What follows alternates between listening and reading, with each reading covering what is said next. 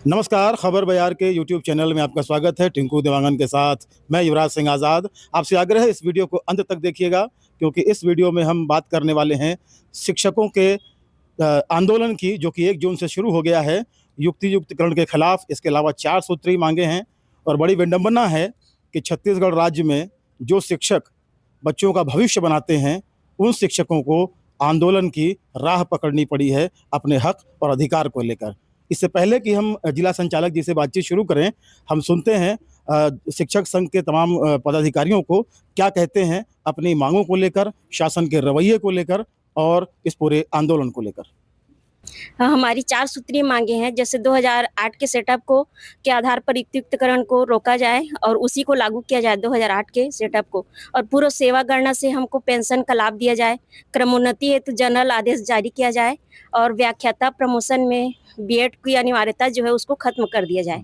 शासन का रवैया तो ये लगता है कि वो अपनी बात पे अड़े ही रहेगी, लेकिन हम लोग भी पीछे नहीं हटेंगे, अपने बात पे हम लोग भी अड़े रहेंगे। सरकार तो बिल्कुल नहीं सुन रही है, और जो अधिकारी इस युक्तियुक्तकरण के नियम को बनाए हैं और माननीय मुख्यमंत्री तक, शिक्षा सचिव तक पहुंचाए हैं, वो पूरी तरीके से हम शिक्षकों को तो गुमराह कर ही रहे हैं, शासन को भी गुमराह कर रहे हैं। माननीय मुख्यमंत्री को भी गलत आंकड़े प्रस्तुत करके गलत तरीके से उनको फीडिंग कराया जा रहा है, और ये प्राथमिक शिक्षा, बुनियादी शिक्षा का पूरी तरीके से बंटाधार करने की उनकी योजना है। शिक्षा के निजीकरण को बढ़ावा देने की योजना है, जिसका सीधा सीधा उदाहरण आप देख सकते हैं कि जितने भी स्कूलों को उन्होंने मर्ज किया, लगभग 10,000 से ऊपर, उन मर्ज हुए शालाओं के वित्तीय प्रबंधन और अधिकार को उन्होंने तत्काल सीज करने का आदेश दे दिया है। हम ये पूछना चाहते हैं आपके माध्यम से सरकार से कि अगर वो गुणवत्ता के नाम पे युक्ति कर रही है, तो 2008 के सेटअप में उनको ऐसी कौन सी विसंगति दिखाई दे रही है जिसको यथावत रखने से गुणवत्ता प्रभावित होती है। वो इस गणित को हम शिक्षकों को, जो पूरी दुनिया को पढ़ाता है, आईएएस बनाता है, मंत्री बनाता है, उन शिक्षकों को बस उनका एक गणित हमको समझा दे। ऐसा कौन सा गणित है जहाँ शिक्षकों की संख्या को कम करके गुणवत्ता को बढ़ाया जा सकता है। निश्चित तौर पे जब आंदोलन हुआ है तो शासन की तरफ से दबाव बढ़ता ही है। हमको ये पूर्व अनुभव ही रहा है, और हमारी तैयारी ऐसी है कि शासन के जितना दबाव बढ़ेगा हमारा आंदोलन और उग्र होगा। और हमने इस तैयारी के तारतम्य में 2-4 दिन से लगातार बैठक आयोजित कर रहे हैं, और हमारे साथियों को हम धरना मंच पर बुला रहे हैं और लगातार संपर्क में हैं कि कैसे कुछ अगर स्थिति परिस्थिति बिगड़ती है तो हम उसके लिए तैयार भी हैं। देखिए, उम्मीद थी कि हमसे बात की जाएगी, मगर कहीं ये प्रशासनिक आतंकवाद इसको कहा जा सकता है। जिस प्रकार से दबावपूर्ण काम अधिकारी और नेता कर रहे हैं, ये कहीं दुखद है। जब राजा और प्रजा में जब भी बात होती है तो ये कहा जाता है कि जब प्रजा रूठती है तो उसे मनाया जाता है, उसकी समस्याओं को सुनी जाती है। मगर यहाँ पे ये स्थिति बनी है कि लोग अपने घरों में जी खा रहे हैं इस गर्मी में, और यहाँ पे शिक्षक आज इस इतने बड़े धूप में यहाँ पे बैठे हुए हैं।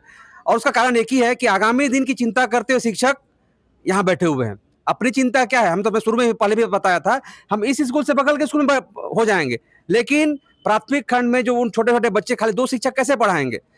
आगामी जो युवा बेरोजगार हैं उनकी भर्ती कैसे होगी?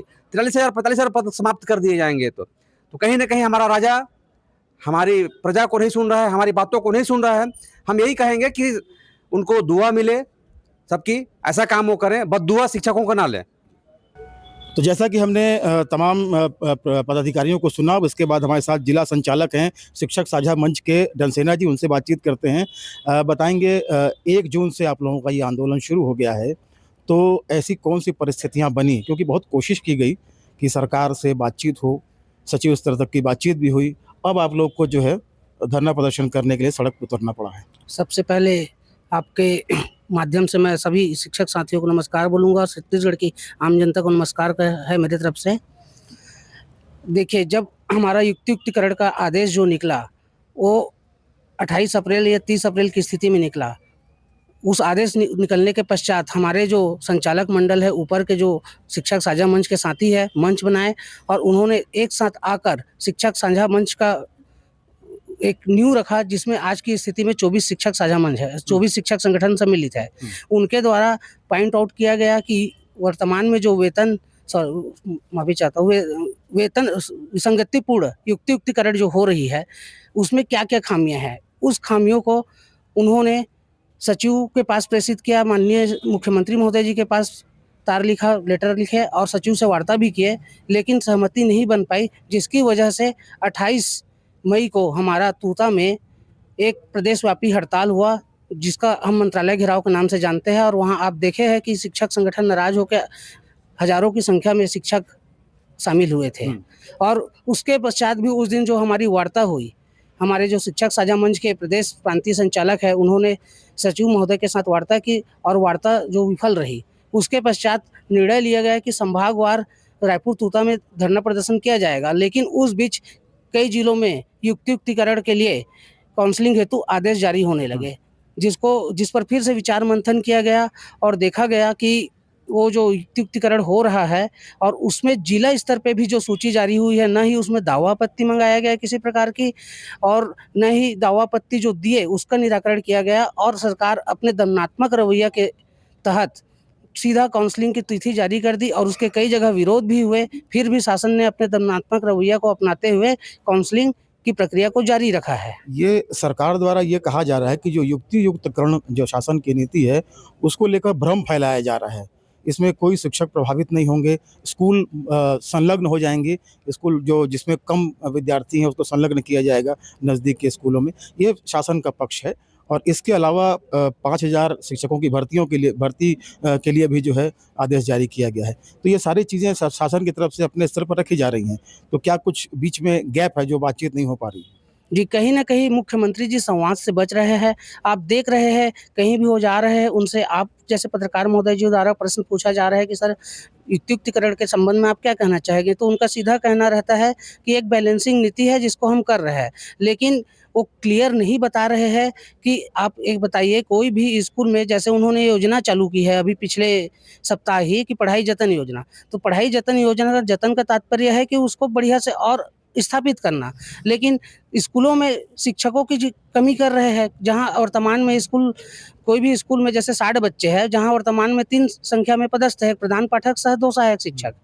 प्राथमिक शाला की बात करो, माध्यमिक शाला में उसी प्रकार हमारा 1+4 का था 2008 सेटअप की नीति, वहाँ भी एक सब्जेक्ट कम कर दिया जा रहा है। सीधा यदि उसमें सब्जेक्ट वाइज देखा जा रहा है तो उसमें कला और हिंदी के तो पद लगभग समाप्त ही हो जा रहा है, और उसमें जो अन्य विषय है हमारा उर्दू, संस्कृत, और जबकि संस्कृत सभी शालाओं में पढ़ा रहे हैं, हिंदी सभी शालाओं में पढ़ा रहे हैं, लेकिन उनके पद को क्या कर दिया जा रहा है, लास्ट में रखा गया है और अधिकतम शालाओं में उस पद को खत्म कर दिया जा रहा है। 105 से जहाँ ज़्यादा दर्ज संख्या है, वहाँ स्थिति को वहाँ 1+4 रख रहे हैं। तो मैं ये कहना चाहूँगा आपके चैनल के माध्यम से कि कोई भी स्कूल में यदि गुणवत्ता लाना है, वहाँ पर्याप्त शिक्षक नहीं रहेंगे, जबकि वर्तमान में प्राथमिक शाला में 5 कक्षाएँ हैं, 5 कक्षाएँ का 18 विषय है। उसके अलावा एक और बालवाड़ी की मतलब बालवाड़ी योजना संचालित हो रही है, जो कि सुबह 11 से लेके 1 बजे तक के 5 से 6 वर्ष के लिए बच्चों के लिए संचालित होती है, जिसमें भी उस स्कूल के शिक्षक को संलग्न किया गया है। प्रतिनियुक्ति के रूप में उसको बालवाड़ी शिक्षिका के रूप में या शिक्षक के रूप में नियुक्त किया गया है, जिनका प्रति माह 500 रुपये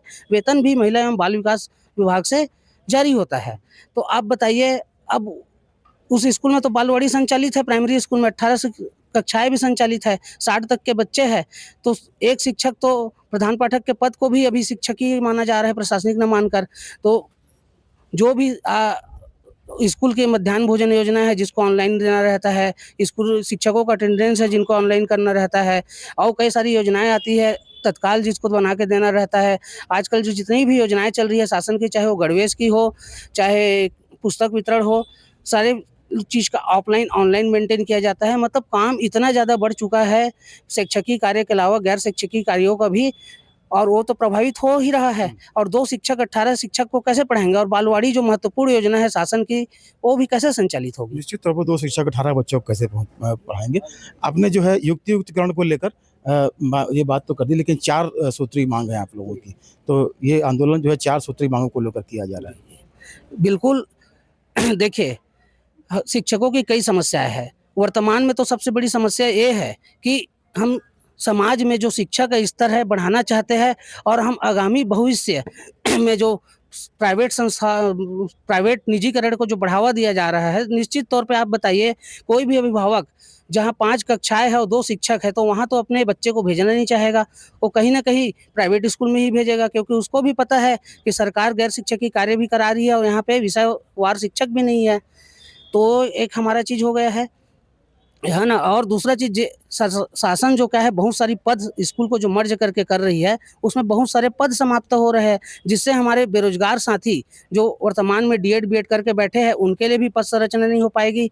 निश्चित तौर पर सरकार 5,000 भर्ती इसलिए कर रही है, एक केवल छलावा है बेरोजगारों को छलने का, और यह समाज में भ्रांति फैला रही है कि स्कूल को हम मर्ज कर रहे हैं, उसके बाद भी हम 5,000 शिक्षक भर्ती कर रहे हैं। तो ये कहीं न कहीं फूट डालो राजनीति करो की भी एक नीति है जो तो आपने ये कहा कि इस आंदोलन में 24 शिक्षक संगठन शामिल हैं, तो कहीं न कहीं ये फूट डालो राजनीति करो वाली स्थिति जो है, तो एक बीच में कहीं न कहीं फूट डालने का भी काम होगा। तो किस तरीके से आप लोग तैयार हैं? ख़ास तौर पे मेरा सवाल उन तमाम संगठनों की एकजुटता को लेकर है, जो इस आंदोलन को आगे बढ़ा रहे हैं।